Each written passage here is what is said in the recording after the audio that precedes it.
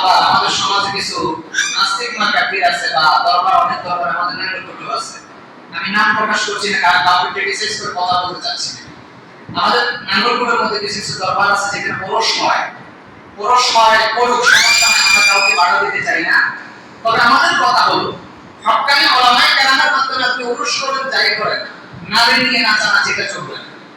কারণ একটা দরবারের কারণে হাজারো দরবার থেকে মানুষ সরে যাচ্ছে।